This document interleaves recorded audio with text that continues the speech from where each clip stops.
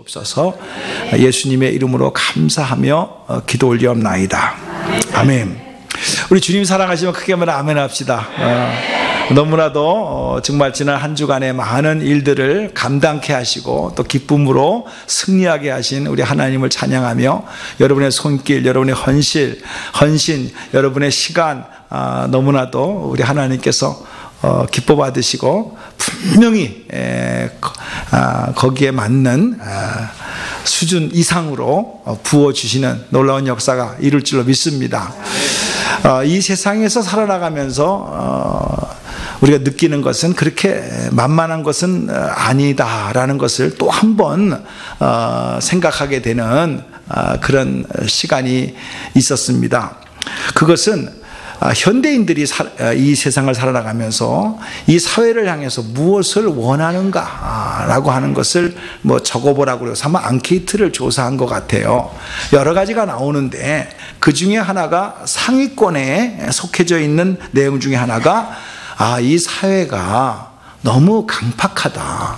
그래서 외롭고 힘든 사람들에게 위로를 해줬으면 좋겠다라는 그런 내용에 이렇게 동그라미를 치는 사람이 많았다고 그래요. 그래서 여러분 기억하시는 바와 같이 저 사진을 통해서 보게 되면은 free hug라고 해서 공짜로 안아드립니다 라고 하는 그런 프랭카드를 들고 사람들이 많이 다니는 그 길에서 마음까지도 안아드립니다 라고 하면서 그러면서 이제 많은 사람들이 거기에 호응하면서 이렇게 허그하는 장면들이 제가 카트를 이렇게 올려달라고 그렇게 했습니다. 너무나 따뜻한 장면이고 그리고 참 가슴 뿌듯한 이야기인데 어떤 면에서는 좀 이렇게 슬픈 생각이 들기도 해요. 뭐냐면은 얼마나 세상살이가 힘들고 고통스럽고 외로웠으면 저런 행사까지 하면서 그 마음을 달래려고 했을까라는 그런 생각이 들면서 그러면서 참 좋은 행사긴 좋은 행사인데 이만큼 세상이 참 힘들고 강팍하구나, 너무나 외로운 사람이 많구나 라고 하는 것을 생각하게 되어졌습니다. 그러면서 이제 생명의 삶, 여러분이 잘 아시는 바와 같이 3월 달에 고린도 후서를 가지고 공부를 하게 되는데 열자마자 사도 바울이 정말 위로라는 그 단어를 구구절절히 짧은 구절에 하면서 시간상 다 우리가 읽진 않았습니다만은 그러나 하여튼 위로라는 말이 10번 이상 나오는 내용을 봐요. 그만큼 우리가 살아가는데 위로라고 하는 말이 얼마나 필요한 것인가 라고 하는 것을 생각해보는 시간이 되어졌습니다. 그래서 오늘의 주제는 설교 제목과 같이 위로라는 제목을 가지고 말씀을 나누고자 합니다. 그러면서 제 생각에는요 이런 것이 떠오른 거예요. 신약 성경을 통해서도 그렇고 구약 성경에도 그렇고 하나님이 하나님의 백성들을 향하여 얼마나 많은 위로를 해주시는지 구구절절히 위로의 말씀을 해주시면서 가난한 사람을 찾아가, 병든 자를 찾아가, 배고픈 자를 찾아가, 소외된 자를 찾아가, 그래서 말씀으로 다 위로도 하시고 그리고 치료해 주시는 주님의 손길을 막 주마등처럼 이렇게 떠오르게 되어졌어요. 그러면서 아까 그 프리 허그를 통해서 느꼈던 것처럼 그렇게 많이 위로를 해주신 예수님은 장 본인은 위로가 필요 없을까? 주님은 100% 하나님이신가 동시에 100% 인간의 몸을 가지고 오셔서 성경을 보게 되면 배고프시기도 하셨고 감정이 있으셔서 눈물도 흘리시기도 하셨고 인간이 겪을 수 있는 모든 감정을 다 생활하고 계셨던 주님이 그분은 위로가 필요 없으셨을까? 이런 질문을 스스로 해보면서 아니다. 예수님도 위로가 필요하신 분이었다 라고 하는 장면을 마가복음 14장에서 여러분이 여선교회 헌신 예배에 단골로 나오는 본문 중에 하나인 한 여인이 옥합을 깨가지고 예수님의 머리에 발에 그 향유를 붓고 긴 머리털을 가지고 주님의 발을 닦은 그 헌신의 장면을 상상하게 되어졌어요. 여성교회 헌신 예배에 단골로 나오는 본문이기 이전에 저는 이번 한 주간에, 지난 한 주간에 목회자 포럼을 하면서 음식을 준비하고 그리고 모든 편의를 제공해주는 그런 귀한 마음 속에서 정말 많은 목사님들이 오셔서 내가 목회를 하면서 이런 사랑, 이런 분위기, 이런 데코레이션, 냅킨 하나, 테이블 하나, 꽃 하나, 그 과일은 너무너무 아름답고 이뻐서 감히 먹을 수가 없다고 할 정도로 그렇게 마음에 큰 힘을 얻고 갔다고, 너무 감사하다고 그런 표현을 했어요. 여러분이 너무나 잘 아시는 내용이니까 뭐 옥합이 뭐 깨서 300데나리온에 되고 뭐 돈이 많다 그런 걸 떠나서 여러분들이 그 14장에 나오는 장면 하나를 보게 되면은 4절과 5절에 이렇게 내용이 되어져 있지 않습니까? 한 여인이 와가지고 그 머리를 풀고 그리고 닦고 하는 것은 내가 갖고 있는 돈 에라 이거나 드십시오 이런 스타일이 아니었다. 진짜 그 행동 하나하나가 마음과 뜻을 다하여 존경하는 마음으로 주님 앞에 표현한 그 섬김의 모습을 우리는 볼 수가 있지 않습니까? 그런데 그것에 대해서 뭐 평가를 안 하고 뭐 자기가 자기 거 갖고 한 것도 아니고 제자들 거 가지고 준 것도 아니고 한 여인이 준비한 것이면은 그냥 참 귀하다 이렇게 말했으면 될 텐데 그걸 뭐 가난한 사람에게 주면은 어떻다냐고 꼭 하고 나면은 평가하는 사람이 있어요. 여러분 평가하는 쪽으로 여러분들이 속히지 아니하고 그 아름다운 향기가 온 집안에 가득한 것처럼 여러분의 섬김이 아름다운 열매로 맺어지기를 주님의 이름으로 축복합니다. 특별히 우리는 뭐 된장찌개, 김치찌개를 집에서 많이 해먹기 때문에 그렇게 하는 날은 창문도 열어놓지만은 꼭 그 초를 태우잖아요. 특별히 향기가 있는 초를 태워가지고 그런 냄새가 배지 않도록 배려를 하면서 그 집에 들어가면 그 초의 특이한 향기 때문에 온 집안이 이렇게 좋은 냄새를 낼 수가 있는 것처럼 그 여인의 향기가 정말 온 그 집안에 있는 제자들까지도 느낄 수가 있을 텐데 무슨 억하심정이 있는지 그걸 가지고 시비를 거는 모습 속에서 드디어 주님이 탁 한마디 하시잖아요. 6절과 8절에 보게 되면은 얘들아 너희가 어찌하여 그 여인을 괴롭히느냐 그가 나에게 좋은 일을 했다. 가난한 자들은 너희들과 함께 늘 있을 것이지만 나는 항상 너희와 같이 있지 않는다. 그가 힘을 다하여 8절을 보게 되면 그가 힘을 다하여 나에게 장례를 미리 준비했다. 그 얘기를 주님이 대신 여자를 대변해서 말씀해 주십니다. 힘을 다하여.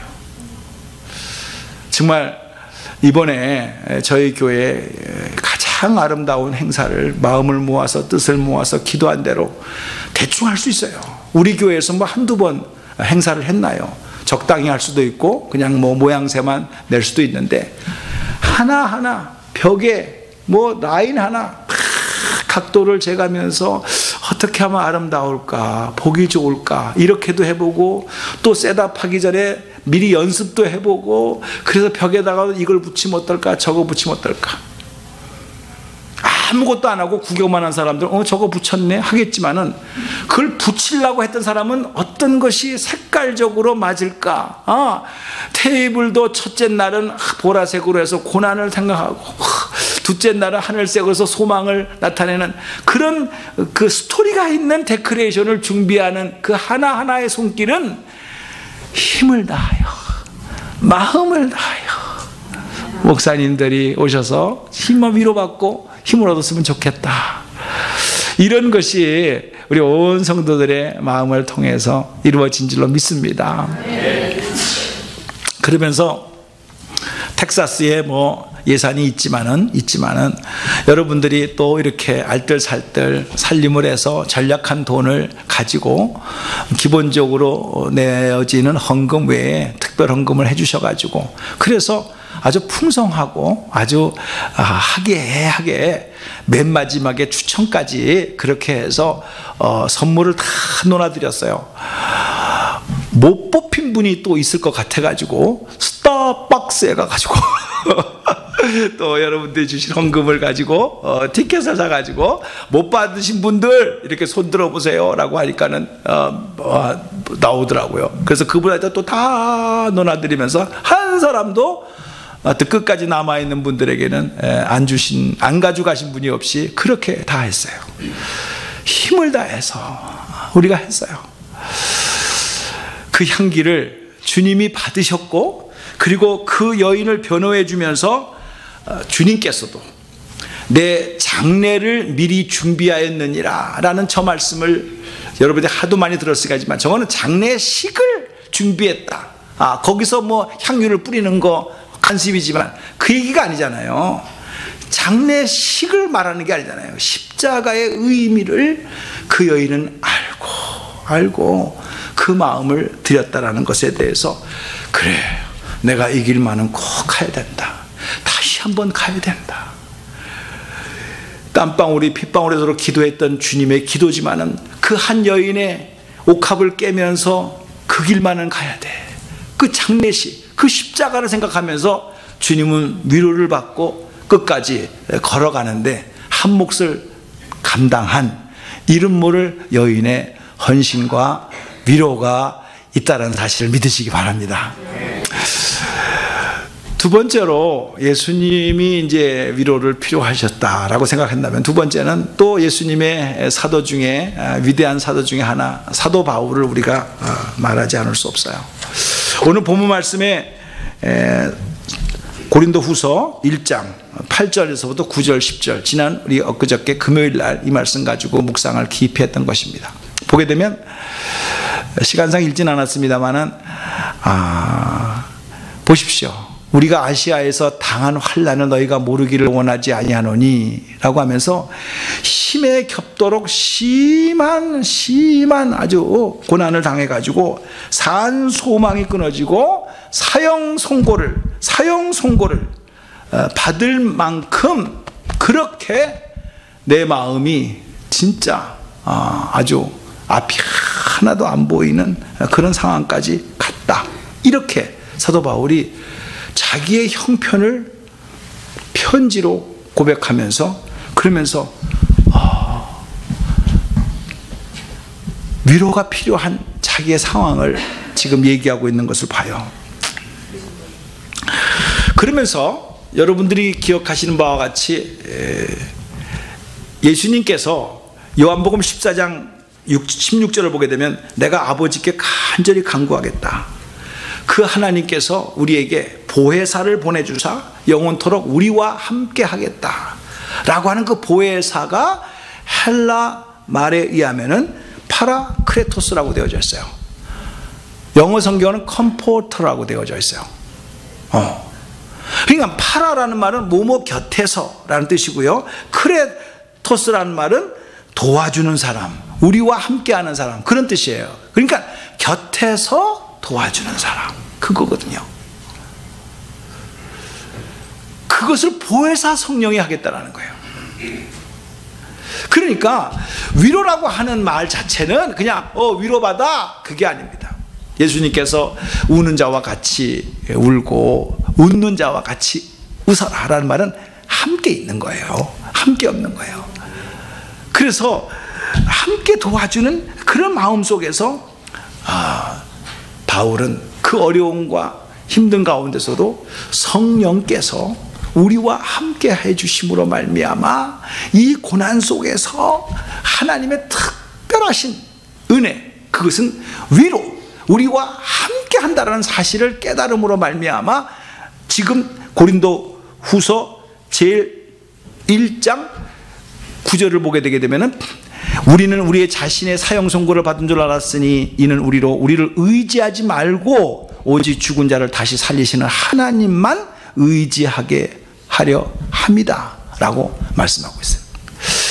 여러분은 지금 고난이라고 하는 개념 속에서 너무나도 힘들고 어렵고 지금 뭐 상을 당하고 또 우리 교우 가운데 암으로 지금 고생하고 있고 또 여러 가지 경제적으로도 몸의 불편함으로 힘들어하는 분들을 제가 보지 않습니까? 그러나 그 고난 속에 숨어있는 위로를 한번 여러분들 초이스를 해보세요. 그래서 제가 이렇게 정의를 드렸습니다. 여러분이 고난을 받는 거하고 고생하는 거하고는 의미가 다르다라는 거죠. 고생은 아무 삶의 의미도 없이 그냥 살아보려고 몸부림치다가 뭐 재수가 없다거나 뭐 팔자가 뭐 세가지고 그래서 힘들어할 때 그것을 고난이라고 말 안 합니다. 그걸 고생한다라고 말합니다. 생고생만 했다 이렇게 표현하는 거죠. 그러나 고난이라는 뜻은 하나님의 선하신 뜻을 이루기 위하여 우리가 사역을 하는 과정에서 여러 가지의 방해거리가 있는 거죠.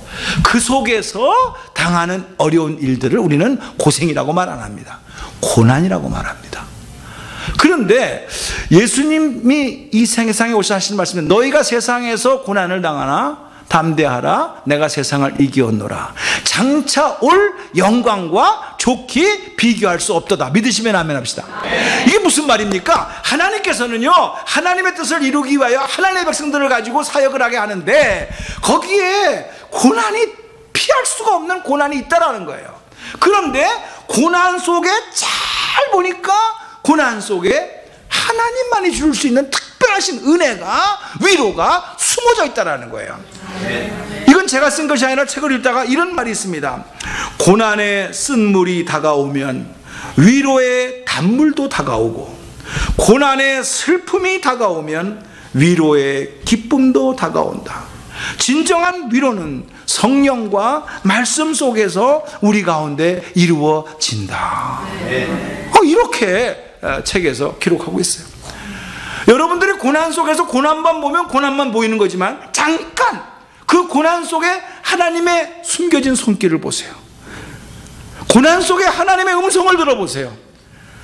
두려워하지 마, 놀라지 마, 내가 너와 함께 있어, 내가 너를 버리지 아니하리라, 끝까지 책임져 주리라. 평상시에는 느끼지 못했던 그 고난 속에 하나님의 컴포터 가까이 오셔서 나의 모든 생각까지도 숨 쉬는 것까지도 책임져 주시는 그 하나님을 오히려 더 발견할 수 있는 복된 시간이 되기를 주님의 이름으로 축복합니다. 거기에서 사도 바울은 일어섰고 우리도 일어설 수 있다는 사실입니다. 실제로 성경에 구약 성경에 나오는 한 예를 본다면 엘리야, 이것도 여러분들이 단골로 나오는 내용이기 때문에 잘 알고 있는 내용이에요. 갈멜산에서 바알 선지자와 아세라 선지자 850명을 하나님의 능력으로 큰 승리를 얻은 엘리야. 그러나 그 후속의 사건은 이세벨이 죽이겠다라고 엘리야를 죽이겠다고 하니까 또 한 인간의 모습으로 돌아와서 로뎀나무 아래에서 나 죽겠다고 그렇게 하나님 아버지 앞에 푸념하는 엘리야. 여러분 잘 아시죠? 저는 여기에서 하나님의 구체적인 방법을 발견하고 깨달았어요. 뭐냐면은 우리가 주위에서 어려운 사람이 있거나 그렇게 되면은 너무 힘들어하지 마, 하나님이 함께 하셔, 내가 있잖아, 이렇게 말로 위로해 줄 수 있습니다. 그리고 그 위로를 통해서 또 힘을 얻을 수도 있습니다. 근데 하나님께서 엘리야에게 해주신 방법은요, 잘 보세요. 그렇게만 하지 않으셨어요. 말씀만 하지 않으셨어요. 천사를 통해서요 물을 갖다 주고 떡을 갖다 줬어요. 한국 가게에서 떡 사다가 주라는 말이 아니고 좋은 레스토랑에 가서 음식을 사주세요. 물을 주세요.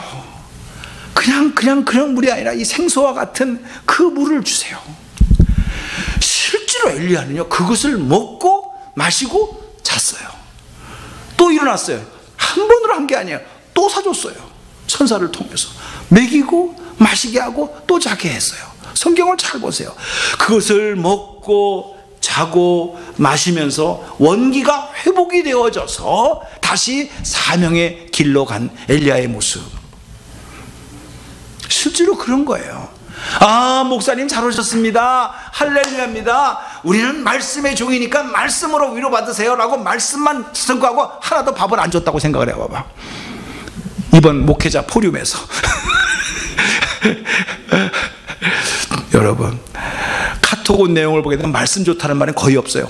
그 음식이 너무 맛있었고 그 데코레이션이 너무너무 좋았고 여러분의 헌신 속에서 감동을 받았다. 전부 다 그 얘기지. 어느 강사 목사님이 마음에 울리는 기가 막힌 말을 해줘서 그거에 대한 감사는 하나도 없어.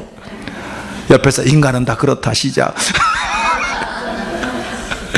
그거예요. 예수님께서도 그랬고요. 다 오병이어에 먹여주고 배고프고 힘들어하는 사람을 오병이어의 기적을 통해서 먹이셨어요. 하나님께서 엘리야를 먹이셨어요. 그러므로 여러분들이요, 손자 자랑하고 아들딸 자랑할 때는 그냥 하면 안 돼. 밥 사주면서 해야 돼. 그거 들어주는 게 얼마나 그게 자존심 상하는지 몰라. 응?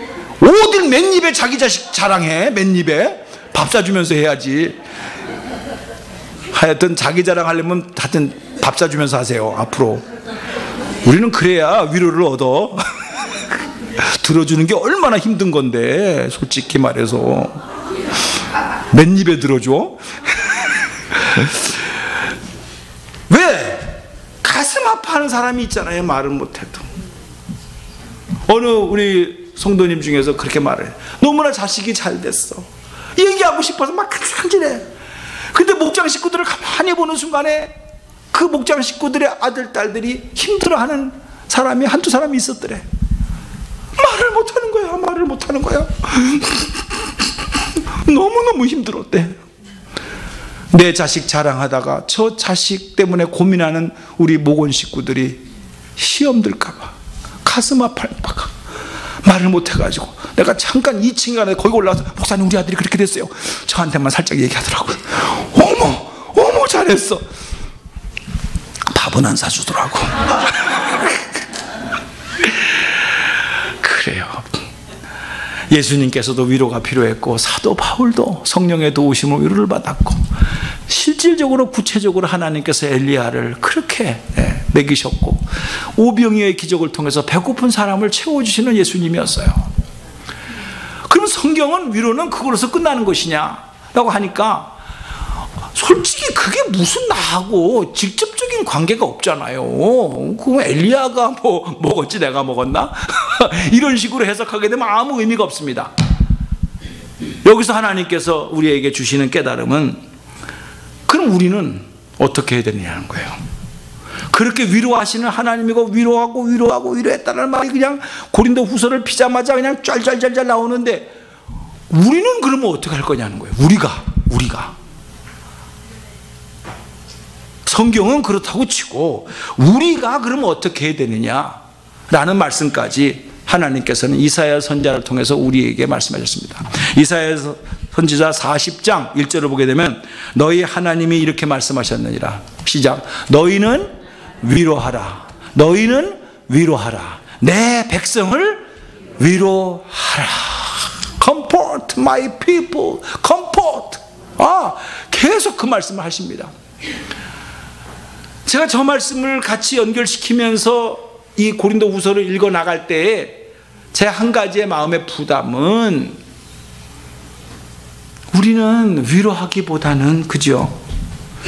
시기 질투를 하고 그리고 참 이렇게 마음에 아픈 상처가 나는 그런 말을 들을 때가 종종 있어요. 왜 그럴까? 우리가 서로 위로하라고 그랬는데 왜 그럴까 하니까는요, 금방 하나님께서 깨우쳐주게 해주시더라고. 우리는 이런 거예요. 너만 상처 있어? 나도 아파.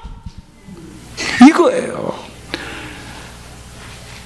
누군 뭐 말하고 싶지 않아서 뭐 말 안 해. 난 그냥 혼자 있는 거야. 너는 말을 해서 그냥 표현하는 것 뿐인데 뭐 그게 대단하다고 그래. 그게 다 있다라는 거예요.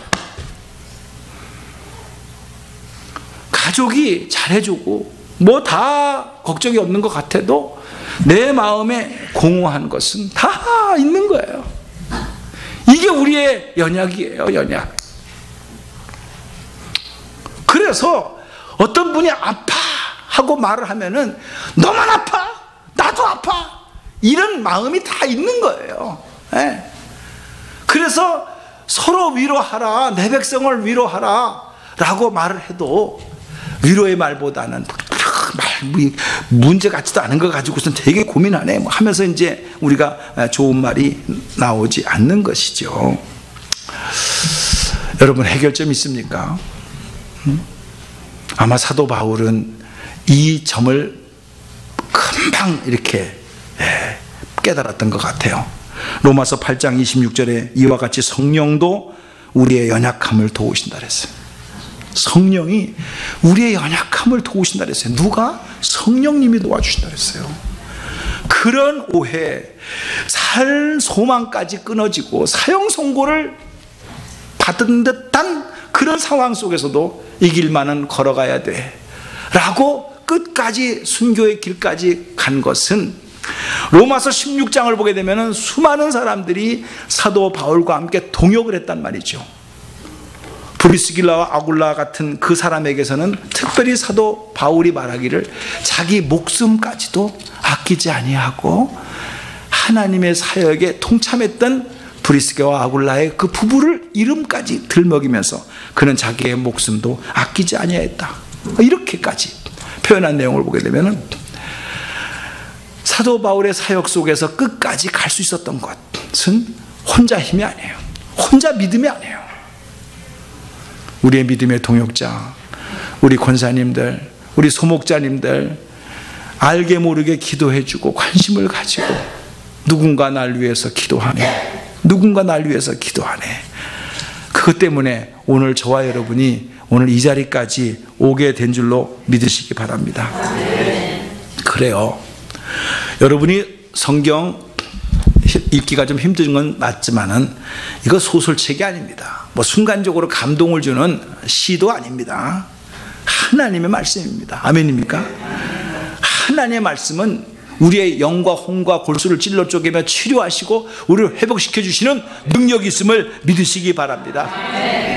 확실히 여러분들이 그것을 깨달으시고 우리 주님께서 끝까지 사랑하는 성도들의 헌신과 사랑을 통해서 그 길만은 가야 된다, 그 길만은 가야 된다 라고 하면서 그 길을 걸어가신 주님의 발자취를 다시 한번 여러분의 마음판에 새겨지기를 주님의 이름으로 축복합니다.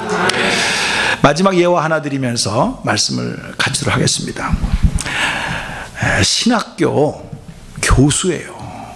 그리고 그 선지동산에서 하나님의 말씀을 가르치는 교수 한 분이 있었어요. 그분은 니콜라스 월트 스토브라고 하는 사람입니다. 이분에게도 하나밖에 없는 아들이 있었어요. 근데 그 아들이 등산을 좋아해가지고 유럽의 알프스 산에 가서 등산을 하다가 실족을 해가지고 죽었어요. 이 아버지가 그 전화를 받고 너무너무 고통스럽고 사랑하는 아들이, 그죠? 죽었다는 소식 앞에 뭐 팔자련이 할 수도 있겠습니다만은 그가 하나님을 믿고 전능하신 하나님을 가르치는 교수로서 역시 그 현실 앞에서는 대학교 교수든 신학교 교수든 박사든 아무 소용이 없더라고. 하나님! 당장 나가는 거예요. 왜 우리 아들을 죽게 만드셨습니까? 왜 내버려 두셨습니까? 왜 못 본 자였습니까? 라고 하면서 뭐 며칠을 몇 달을 아주 힘들어하면서 부르짖고 간구한 내용이에요. 그러다가 아버지의 통곡이라고 하는 책을 썼어요. 책 표지가 저렇게 되고, 그리고 다른 출판사에서는 나는 사랑하는 사람을 잃었습니다 라는 표지를 가지고 똑같은 내용인데 제목을 바꿔서 그 사랑하는 아들을 잃은 부모의 아픔을 기록한 책입니다. 그러면서 그냥 계속해서 많은 세월을 하나님을 원망하면서 그렇게 했는데, 하나님께서 살아계신 하나님이시니까 아마 그거를 그냥 두고 보지는 않았을 것 같아요. 그래가지고 한 번은 뭐 눈앞이 흐릿해지면서 환상이 보이는데, 자기와 같은 처지에 있는 사람이 죽은 아들을 끌어안고 땅을 치면서 통곡하는 모습이 보이더래요. 그래서 꿈속에서라도 저 사람도 나와 같은 똑같은 형편이었구나 라고 해서 자세히 이렇게 보니까 그 얼굴이 확 바뀌어지면서 하나님으로 보이더래요. 빛으로. 여기서 이 교수가 깨달은 거예요.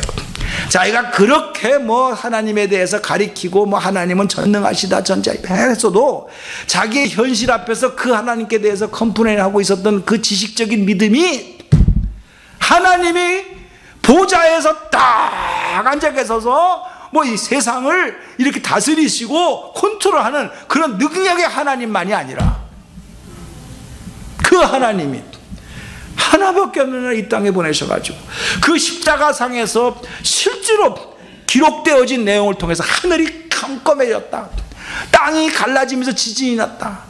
그게 예수님이 돌아가실 때 자연의 초자연적인 현상인데, 이게 아버지의 마음이라는 것을 깨닫게 되어진 거죠. 앞이 캄캄해지는 그 마음이 하늘이 어두워졌고 가슴이 찢어지는 듯한 그 고통 속에서 땅이 갈라지고, 이 길만은 걸어가야 된다. 온 인류의 죄를 해결하기 위해서 말없이 걸어가신 그 주님의 죽기까지 순종하신 그 십자가를 바라보시는 아버지의 아픔, 고통. 그래서 아버지의 통곡이라는 제목으로 이렇게 번역이 되어졌고, 사랑하는 아들을 잃었다는 제목으로 했습니다. 여러분, 우리가 지금 당하고 있는 고통이 우리만 당하는 고통이겠습니까? 여담입니다만 이해하고 들으십시오. 다 아는 내용이니까. 일찍이 저도 부모님을 여였고, 아내도 10년 전에 하나님께서 데려가셨고, 저도 암도 걸렸고, 이런 여러 가지의 그 평탄한 길이 아니었다라는 걸 할 때마다, 하나님, 나는 왜 이렇게 인생이 우연곡절이 많습니까? 라고 그렇게 생각을 하면서, 표현은 잘 안 하지만, 그죠? 문득 그 생각이 들 때가 있어요. 그런데 이제서 좀 제가 깨달아지는 것이 있어요. 뭐냐 하면은, 우리 교우들 가운데 남편도 잃고 아내도 잃고 암에 걸렸고 하는 분들을 만나서 대화를 제가 목사니까 해야 되는데, 깨달은 게 그거더라고. 목사님은 안 당해봤으니까 모르면서 막 그러냐고. 그런 소리 나한테는 안 해. 얼마나 저도 말하기도 좋은지 몰라. 나도 당해봤어. 나도 겪어봤어. 나도 아파봤어. 모래알 씹는 것 같고, 진짜 잠 안 자고 소리 지르고 난 너무 힘들어. 그렇게 하니까는요, 그분이 이렇게 들어도요, 목사님은 같이 이렇게 경험해 본 사람이니까 알겠구나 라고 하면서 이렇게 마음이 열려지고 서로 대화가 되더라고. 하나님께서 이렇게 하시라고 나에게 미리 경험을 해주셨구나. 요즘은 좀 땡큐가 나와요. 네? 여담으로 얘기한 거지만은 하나님의 마음이 그렇다라는 거야. 너만 당했냐? 나도 당했다. 너 아들만 죽었냐? 내 아들도 죽었다. 너 아들만 고통당했냐? 나도 고통당했다. 그러기에 우리가 어떠한 고난과 역경 속에서도 오늘 사도 바울이 9절에 말한 것처럼 이렇게 사형선고를 받은 것 같은 끊어질 듯한 그런 애간장이 끊어질 듯한 모습 속에도 우리 자신을 의지하지 말고, 9절 후반부입니다. 오직 죽은 자를 다시 살리시는 하나님만 의지하게 하려 하심이라. 이거에 놀라운 비밀이 있더라고. 여러분, 고난은 더 아픈 거지만 고난 속에 하나님의 위로가 숨어 있다는 것을 믿으시기 바랍니다. 은혜가 함께 간다는 사실을 믿으시기 바랍니다. 그쪽을 바라보면서 오늘의 아픔을 넉넉히 이길 수 있는 복된 우리 성도님이 되기를 주님의 이름으로 축복합니다. 할렐루야. 기도하겠습니다. 살아계신 하나님 아버지, 은혜를 감사합니다. 우리는 항상 위로가 필요합니다. 돌봄이 필요합니다. 그럼에도 이 세상에서는 찾을 수가 없습니다. 한 여인의 헌신적인 위로를 통해서 주님이